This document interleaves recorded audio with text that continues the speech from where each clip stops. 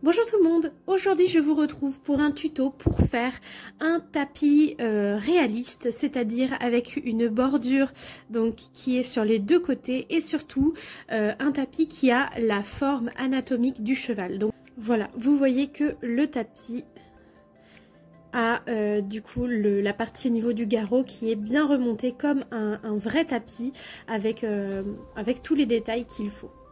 Donc pour réaliser ce tuto, il vous faudra de la colle. Donc moi j'utilise soit de la colle scotch, soit de la colle UU. En tout cas, il vous faut de la colle liquide qui colle le tissu.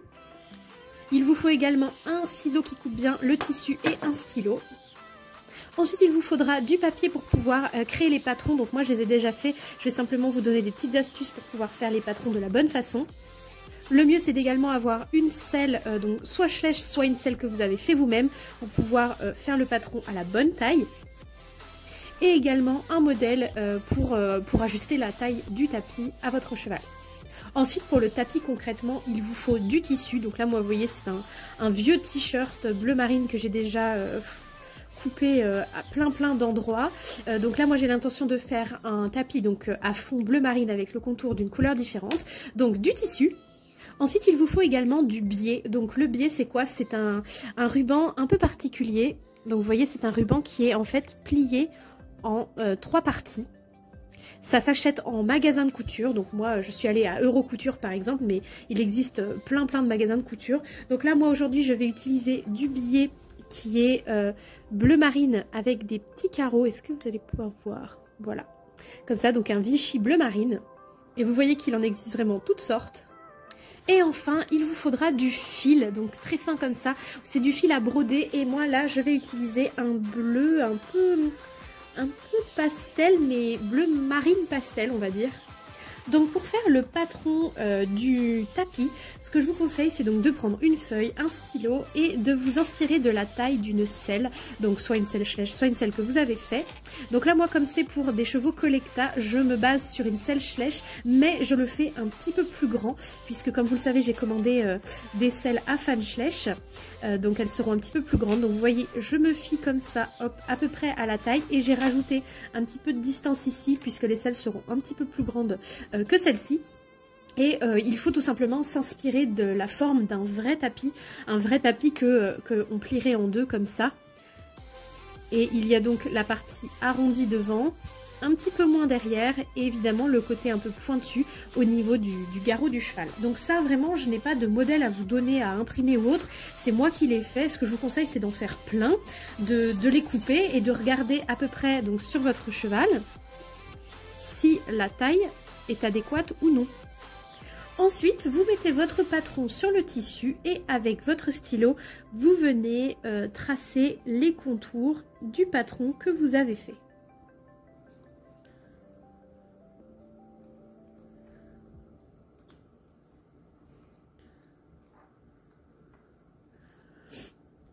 Une fois que vous avez tracé, n'oubliez pas de le faire surtout dans les deux sens, donc une fois dans ce sens-là et une fois dans ce sens-là, sinon vous aurez deux fois le même côté. Donc une fois que vous avez tracé votre patron donc sur le tissu, il ne reste plus qu'à découper.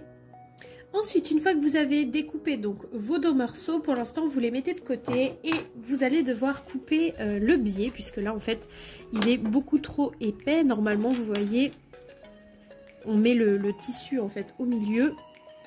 On plie comme ça et on fait une couture tout le long et en fait ça fait la bordure du tissu. Mais nous on va faire pareil mais il faut beaucoup plus petit. Donc en fait moi je viens couper, attendez je fais la netteté. Je viens couper comme ça, très fin. Donc là justement je viens de récupérer un morceau donc du centre du ruban que j'ai coupé. Donc là il est vraiment très fin. Et en fait on va venir coller de chaque côté donc de ce ruban là les deux parties du tapis, donc en fait comme ça. Et en gros comme ça. Et ça va donner en fait la forme du tapis.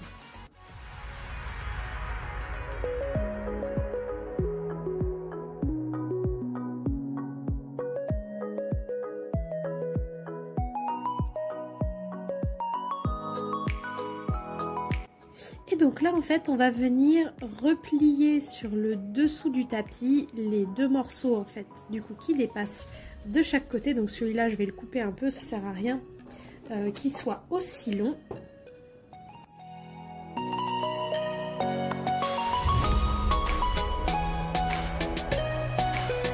Une fois du coup que ça s'est assemblé, on va pouvoir faire le contour du tapis. Donc il faut commencer au niveau du garrot.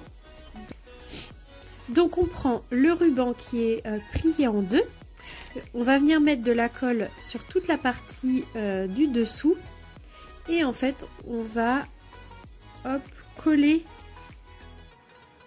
tout en dessous comme ça en faisant le tour.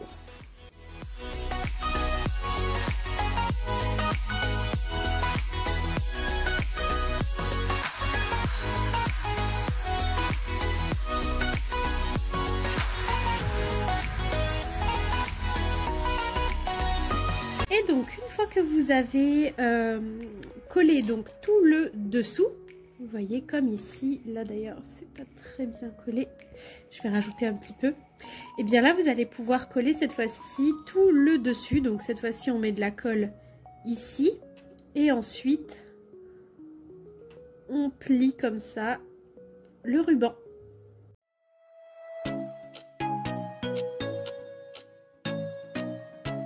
Et voilà donc le résultat une fois que j'ai collé donc tout le tour. Donc là je suis un petit peu dégoûtée parce qu'il y a de la colle qui s'est mise sur le tissu, ça c'est assez embêtant. Et donc une fois que vous avez fait le contour donc avec le biais ça s'appelle, vous allez pouvoir rajouter donc une petite cordelette. Donc au final moi j'ai décidé d'en mettre deux. Donc je vais en mettre une blanche et une bleue comme ça. Donc qu'on va venir en fait coller bien au bord tout autour.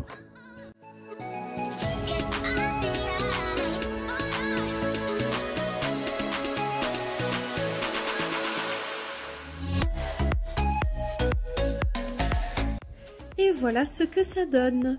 Donc la dernière chose qu'il reste à faire en fait c'est de rajouter juste ici les petits des passants on va dire pour faire passer la sangle à l'intérieur, donc comme ici j'ai fait. Et pour faire ces petits passants là je vais utiliser ce petit ruban blanc.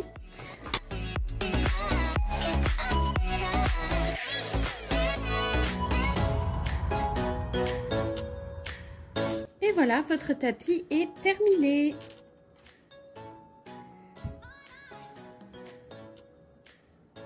Voilà le résultat sur le cheval. Je trouve que ça lui va super bien cette couleur là à Milton Square, il s'appelle ce cheval là. Ici il est peut-être juste un tout petit peu mal mis. Hop. Donc voilà, j'espère que ce tuto vous a plu, qu'il vous aura permis de réaliser vous aussi des tapis réalistes. Je vous retrouve très bientôt pour une prochaine vidéo et je vous fais de très gros bisous. Bye tout le monde!